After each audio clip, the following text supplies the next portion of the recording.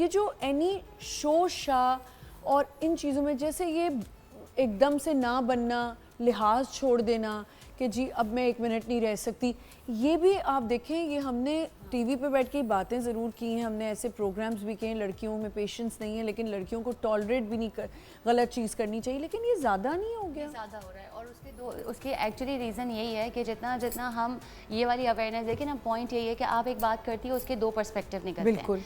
हर इंसान उसको अपनी समझ के हिसाब से ले रहा होगा ना, तो मैं उसको वैसे लूँगी जैसे मेरी तरबियत है या जैसे मेरे घर का पैटर्न है, एंड ऑल्सो जैसे मेरा दोस्तों का सर्कल है, तो जैसे मैं जिन लोगों से इन्फ्लुएंस होती हूँ। तो अल्टीमेटली मुझे ऐसा लग रहा है कि हमारी सोसाइटी से एक तो ये है कि हाँ ठीक है, लोग पढ़ रहे हैं, लिख रहे हैं, शऊर आ रहा है, but at the same time उस शऊर का इस्तेमाल भी तो एक अपने आप में शऊर की बात है ना। You just can not use every single tool every single aspect. तो अल्टीमेटली जो टेम्परामेंट है और जो एंगर मैनेजमेंट है वो उसके ऊपर तो बहुत काम होना है। मुझे ये लग रहा है कि ये वो वाली जगह आ रही है जो बहुत ज़्यादा खला बनती जा रही है और बहुत जल्दी लोग इस बात में आ जाते हैं, यार प्रायोरिटाइज फर्स्ट योर सेल्फ। तो बहुत सारी कोचिंग्स में इंक्लूडिंग दी NLP या इंक्लूडिंग दी लाइफ कोचिंग, उसमें हम सिखाते हैं बाउंड्री सेटिंग और अपने आप को प्रायोरिटाइज करना।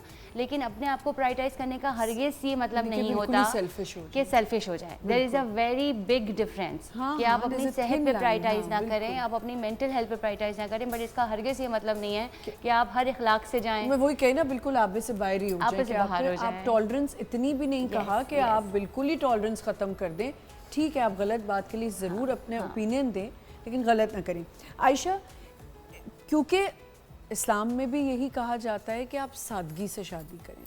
अब यहाँ पे आप देखें, सादगी को पहले जो 3 फंक्शंस होते थे उसमें भी थोड़ा बहुत मैनेज हो जाता था, लेकिन अब 9 फंक्शंस और बहुत ज़्यादा उस चीज़ को बढ़ावा दे के शो शाह में तब्दील कर दिया गया।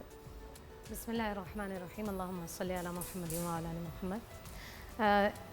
अगर हम इस्लाम को देखते हैं और दीन की कुछ चंद चीज़ों को देखते हैं तो हमें वाज़े तौर पर कुछ चीज़ें नज़र आती हैं कि यहाँ तक हुक्म है कि अगर आपने फल खाया है तो आप उसके छिलके आप घर के बाहर नहीं डालेंगे, इसलिए कि जो आपका पड़ोसी है उसके बच्चे हो सकता है कि वो नहीं खा सकते हों और वो उनको नुकसान पहुँचाए।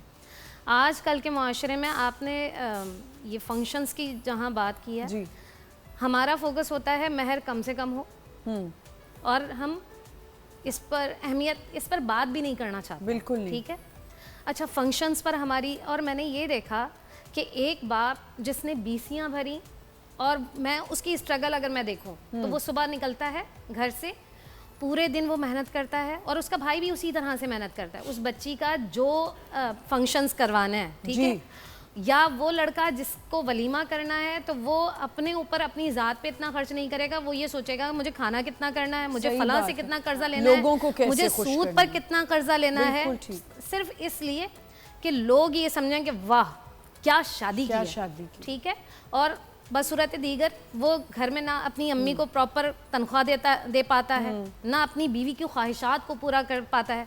नतीजा क्या निकलता है कि शादी के दूसरे महीने लड़ाइयाँ शुरू हो जाती हैं। बिल्कुल सही। और वो लड़ाई झगड़े की जो बुनियादी वजह है वो उसका फाइनेंशियल स्ट्रॉन्ग ना होना है, जो हमने देखा है।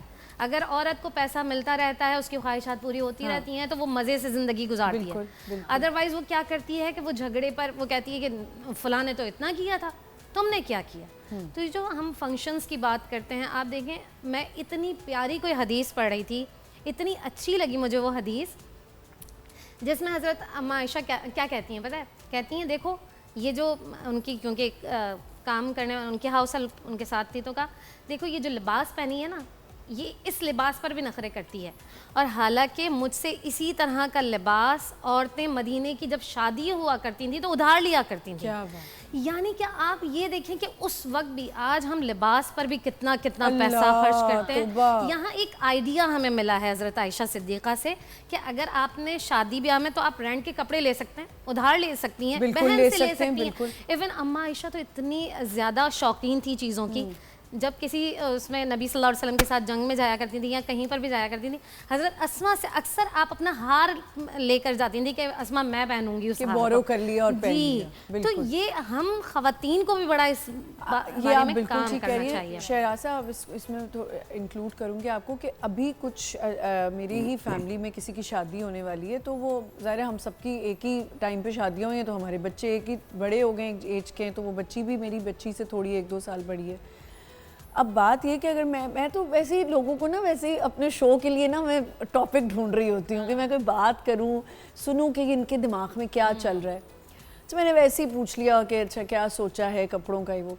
अब देखो कुछ डिज़ाइनर्स से मिलना है, ये है वो, अच्छा मैं सुनती जा रही हूँ। अब ये इतने, आपको पता है 20-20 लाख का जोड़ा जी, सिर्फ इसलिए क्योंकि मेरी बहन की बेटी ने इतना महंगा पहना था और मेरे पास इतना है। एक ये चीज़ बड़ी शुरू हो गई शहरार साहब कि अगर मेरे पास है तो मैं फिर कहाँ लगाऊं। कहते हैं रोने वाली आंखें मांगो, रोने वाली आंखें मांगो, रोना सबका काम नहीं। हाय, जिक्र मोहब्बत आम है लेकिन सोज़े मोहब्बत आम नहीं। अब वो कह रहे हैं कि हम कहाँ लगाएं। लगाने के लिए अगर ज़रा सा नीचे देखें ना जी, बहुत सारे लोग मिल जाएंगे। ओ हो, बहुत सारे हमें नज़र नहीं आते। हम कहते जी वाइट कॉलर लोगों को दें, वाइट कॉलर तो नज़र ही कहीं नहीं आता। जी, कौन है सभी white बने collar? हुए ऐसे, सब मांगने में लगे हुए, वो प्रोफेशनल्स हैं। जी जी, जो शरीफ नफ्स आदमी होगा, इज्जतदार आदमी कभी नहीं। लेकिन हमें व्हाइट कॉलर नजर भी तो नहीं आता। लेकिन क्या हमारा ड्राइवर व्हाइट कॉलर नहीं है? बिल्कुल है। हमारे घर में काम करने वाली मेड व्हाइट कॉलर नहीं है। हमारा जो नीचे गार्ड खड़ा हुआ है वो व्हाइट कॉलर नहीं है। एब्सोल्युटली है, उसकी कोई इज्जत नहीं है। हम जहाँ जॉब करते हैं या हम जहाँ काम करते हैं, हमारे नीचे जितने लोग काम करते हैं वो व्हाइट कॉलर नहीं है। क्या हम उनको जो 25,000 रुपये दे रहे हैं, यार 25,000 रुपये देने और की चाहिए तेन? क्या 25,000 रुपये में आप एक घर का बजट बना सकते हैं? बिल्कुल भी नहीं। आप छोड़ दें, आ जाए जरा सा मजहबी सेक्टर के ऊपर जी। हर जुम्मे को मैं भी जुम्मा पढ़ाता हूँ एक जगह। अच्छा। सिर्फ जुम्मा पढ़ाता हूँ। अच्छा। और मैं जब कहता हूँ कि भाई अब हमारी मस्जिद के इखराजात के लिए आप लोग अपनी जेब में से ढूंढ के सड़ा हुआ 20 का नोट नहीं निकालना, कड़क नोट फिर रखेंगे। ये हमारी नेचर है इंसान की। It is the psyche of the human कि वो नोट भी देखेगा, 20 का 20 का ये नोट भी है, 50 का ये नोट भी है, दो है। कड़क कौन सा है? कड़क अपने पास रखेगा, जबकि ये भी इसके पास रहना नहीं है, ये भी चले जाना है। हम इंसान कितने लालची हैं। हम जब मस्जिद में भी दे रहे होते हैं सड़ा हुआ नोट निकाल के देते हैं। अल्लाह के लिए दे रहे, सड़ी हुई चीज देनी है। जब हम ये हो जाता है हमारा कि भाई हम केबल के लिए घर में पैसे देते हैं, अच्छा जी वो हमारा इंटरनेट का वाईफाई चल रहा है उसके लिए हम मंथली हज़ारों रुपए दे देते हैं। मस्जिद आने के लिए एक मैं सोच देता हुआ जा रहा हूँ आपके प्लेटफॉर्म से कि जो लोग मस्जिद, क्योंकि मस्जिद ने रसूलुल्लाह सल्लल्लाहु अलैहि वसल्लम ने क्या फरमाया, मेरे आका ने फरमाया कल क़यामत के दिन सारी मसाजिद छोटी हो या बड़ी, ये सफ़ेद ऊंट की सूरत पे ये जन्नत की तरफ जाएंगी। अल्लाह ताला फरमाएगा रुक जाओ, जो तुम्हें आबाद करते थे, आज जुम्मा है ना, आज लोग जाएंगे मस्जिद में बड़े अच्छे कपड़े सेंट वेंट लगा के जाएं, बहुत अच्छी बात है। लेकिन जाएं तो मस्जिद को ना कभी ज़कात दी जा सकती है, ना सदकात, ना खैरात। इसको हमेशा डोनेशन दिया जाएगा, हदिया हमारी तरफ से कबूल कर लो है मस्जिद, क्योंकि ये अल्लाह का घर है। अल्लाह के घर को डोनेशन अतिया दिया जाता है हमारी तरफ से। अगर कबूल हो गया, अल्लाह फरमाता है जो मेरे घर को आबाद करता है यानी मस्जिद को, अल्लाह ताला उसे एक के बदले में 70 गुना 70 टाइम्स, 70% नहीं 70 टाइम रुपया दिया तो 70 रुपए, बल्कि जितने इखलास से अला हादल क़ियास उससे भी ज्यादा अल्लाह तुम्हें रिटर्न देगा जी। तो ये जो लोग कहते हैं जी मेरे पास बहुत है, तो भाई आए ना मसाजिद के अंदर। आप व्हाई नॉट आर, हमारी मसाजिद इस्लामिक सेंटर्स क्यों नहीं है लाइक अमेरिका? नहीं है। हाँ, हमारा हाल तो ये है, यहाँ हम अमेरिकन स्कूल ढूंढ रहे हैं और अमेरिका में जो बैठे हुए ना लोग वो कह रहे हैं हमें इस्लामी स्कूल दो।